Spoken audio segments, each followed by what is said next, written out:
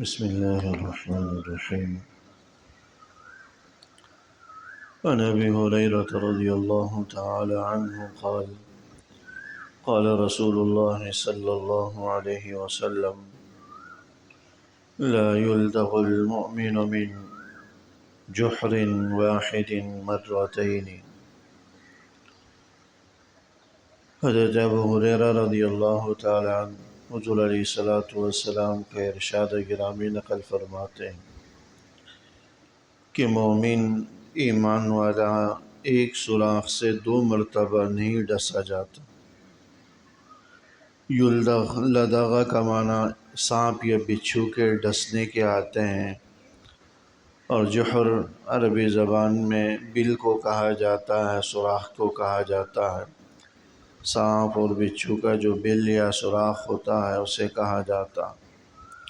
اگرچہ اس کا لفظی معنی تو یہ ہے کہ آدمی اگر کسی سوراخ سے کہ سانپ یا بچھو سے ایک دفعہ ڈس چکا ہو تو دوبارہ اسی سوراخ میں یا اسی بل میں ہاتھ دے دے، یہ کوئی دانشمندانہ عمل نہیں ہے، سمجھداری والی بات نہیں۔ جب پتہ ہے کہ یہاں اس بل میں سانپ یا بچھو ہے تو پھر اس کو دوبارہ وہاں ہاتھ رکھنے سے گریز کرنا چاہیے۔ لیکن یہ ایک محاورہ ہے، ایک کہاوت ہے جو عربی کے اندر بھی ہے، اردو کے اندر بھی بیان کی جاتی ہے کہ ایک مومن ایک سوراخ سے 2 مرتبہ نہیں ڈسا جاتا۔ اس حدیث میں اس حقیقت کو بیان کرنا مقصود ہے۔ اگرچہ ایمان والا انتہائی سیدھا سادہ ہوتا ہے، ایمان والے کے لیے یہ حکم بھی ہے کہ وہ المؤمن غر کریم، کہ ایمان والا انتہائی سیدھا سادہ ہوتا ہے اور سادگی اس کے اندر ہوتی ہے، چالاکی اس کے اندر نہیں ہوتی۔ وہ سادگی کے ساتھ معاملہ کرتا ہے اور چالاکی کی بنیاد پر لوگوں سے بدگمان نہیں ہوتا، بدظن نہیں ہوتا، لوگوں کے ساتھ بد معاملہ نہیں کرتا۔ لیکن اگر کسی شخص سے ایک دفعہ اگر اس کو دھوکہ لگ چکا ہو، ایک دفعہ اس نے فراڈ کر لیا ہو، تو بار بار اس پر اعتماد کر لینا، بار بار اس پر تکیہ کر لینا، بار بار اس کو سچ سمجھ لینا، یہ کوئی دانشمندانہ عمل نہیں ہے۔ تو ایمان والے کے لیے سادگی کا مطلب یہ نہیں ہے کہ وہ ہر ایک سے دھوکہ کھاتا پھرے، ہر ایک سے جو ہے ہر ایک کے دھوکے میں اور ہر ایک کے فریب میں آ جائے۔ تو یہ حقیقت سمجھائی جا رہی ہے، کوئی عقل مندی والا اور دانشمندانہ عمل نہیں۔ یہ حدیث مبارک ویسے تو ایک خاص واقعے کے پس منظر میں نازل ہوئی۔ مکہ مکرمہ میں ایک شخص تھا ابو قرہ نام کا، جو بڑا شاعر قسم کا شخص تھا، لیکن یہ اپنے سارے اشعار اسلام، مسلمانوں، حضور نبی اکرم صلی اللہ علیہ وسلم کی مذمت میں، برائیاں بیان کرنے میں اور ان کی ہجو بیان کرنے میں صرف کرتا تھا، یعنی بڑا سخت قسم کا جانی دشمن تھا۔ تو غزوہ بدر کے موقع پر یہ ابو قرہ شخص قید ہوا، حضور علیہ الصلوۃ والسلام کی قید میں رہا۔ اس نے حضور علیہ الصلوۃ والسلام کو قسمیں دی کہ آپ مجھے معاف کر دیں، میں آئندہ کوئی ایسی حرکت نہیں کروں گا، میں وعدہ کرتا ہوں کہ دوبارہ کوئی ایسی حرکت نہیں کروں گا، اسلام مسلمانوں کی کبھی مذمت بیان نہیں کروں گا، آپ علیہ الصلوۃ والسلام کی جو نہیں کروں گا، شرافت کے ساتھ زندگی گزاروں گا، دشمنی چھوڑ دوں گا۔ حضور علیہ الصلوۃ والسلام طبعاً رحیم اور شفیق تھے، اپنی طبعی رحم دلی کی بنیاد پر آپ نے اسے معاف فرما دیے، اور یہ بھی سوچ کر کہ ہو سکتا ہے کہ اس نرمی کی وجہ سے یہ ایمان کی طرف مائل ہو جائے اور ایمان لے آئے اور اپنے کفر و شرک سے، بدعملی سے باز آ جائے، توبہ تائب ہو جائے۔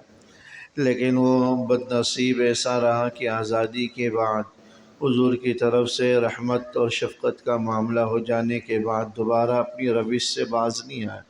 اس نے دوبارہ وہی حرکتیں شروع کی اور الٹے سیدھے قسم کے اشعار سنا کر اب مسلمانوں کی مذمت اور برائیاں بیان کرتا، نازیبا گفتگو مسلمان خواتین کے حوالے سے کرتا، تو اللہ کی شان کے غزوہ احد کے موقع پر دوبارہ یہ بندہ قید ہو گیا، دوبارہ ابو غرہ یہ قید ہو گیا۔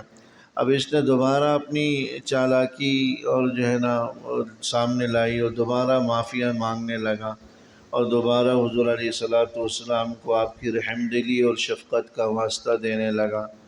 تو اس موقع پر حضور علیہ والسلام نے یہ جملہ فرمایا کہ لا یلدغ المؤمن من جحر واحد مرتين، کہ ایمان والا ایک سوراخ سے 2 مرتبہ نہیں ڈسا جاتا۔ تم ایک دفعہ ہمیں ڈس چکے ہو، ہم تمہارے ساتھ رحم دلی کا معاملہ کر چکے ہیں، لہٰذا اب ہم تمہاری چالاکی میں نہیں آئیں گے، تمہارے اوپر رحم دلی کا مظاہرہ نہیں کریں گے۔ حضور علیہ والسلام نے اس کی شرارتوں سازشوں کی وجہ سے اسے قتل کروا دی اور اسے معافی نہیں ملی۔ تو یہ تو اس حدیث مبارک کا پس منظر تھا۔ تو ہمیں در حقیقت ایمان والوں کو یہی بات سمجھائی جا رہی ہے کہ اتنا بھی سادہ نہ ہو کہ ہر ایک سے دھوکہ کھاتا پھرتا رہے، ہر ایک کے دھوکے میں آ جائے، ہر ایک کے فریب میں آ جائے۔ اور آج تقریباً لوگوں کی یہی صورتحال ہے، بالخصوص سوشل میڈیا کے ذریعے طرح طرح کے کاروبار، طرح طرح کے منافع کا لالچ دے کر لوگوں سے رقوم بٹوری جا رہی ہوتی ہیں۔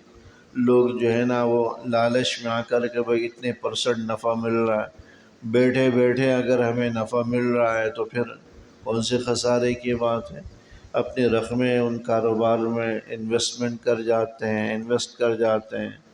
بعد میں پتہ چلتا ہے کہ وہ تو فراڈ تھا، حقیقت نام کی کوئی چیز نہیں تھی، وہ تو دھوکہ تھا، محض جو ہے نا پیسے بٹورنے کے ایک ذریعہ تھا۔ تو بار بار جو ہے اس قسم کے جو ہے واقعات ہوتے ہیں، بینکوں سے متعلق طرح طرح کی جو ہے نا لوگوں کو دھوکے سے مال نکلوا لیا جاتا ہے، لیکن لوگ ہیں کہ وہ ایسے فریب کار لوگوں کے فریب میں اور دھوکے میں آ جاتے ہیں۔ بکثرت آئے روز ایسے واقعات سننے کو ملتے ہیں کہ فلاں شخص کے ساتھ جو ہے وہ فون پر فراڈ ہو گیا، اس کے جو ہے نا اکاؤنٹ کا پن کوڈ لے لیا گیا ATM کا، اور اس میں سے اتنی رقم نکال لی گئی۔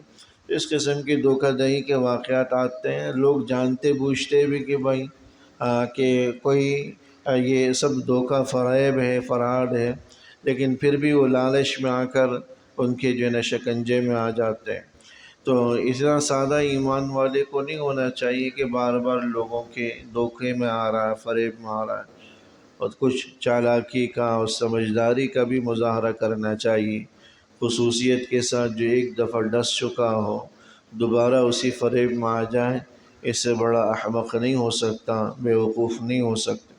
اس حدیث مبارک کے اندر یہی بات سمجھائی گئی کہ لا یلدغ المؤمن من جحر واحد مرتين، کہ ایمان والا ایک سوراخ سے 2 مرتبہ نہیں ڈسا جاتا، بار بار وہ لوگوں کے دھوکہ و فریب میں نہیں آتا، اپنے آپ کو سنبھالتا ہے، سمجھداری اور عقل مندی کا مظاہرہ کرتا ہے اور خود کو دھوکے سے بچاتا ہے۔ اللہ جل شانہ عمل کی توفیق نصیب فرمائے۔ ربنا تقبل منا انك انت السميع العليم وتب علينا انك انت التواب الرحيم، وصلى الله تعالى على خير خلقه محمد وآله وصحبه برحمتك يا رب۔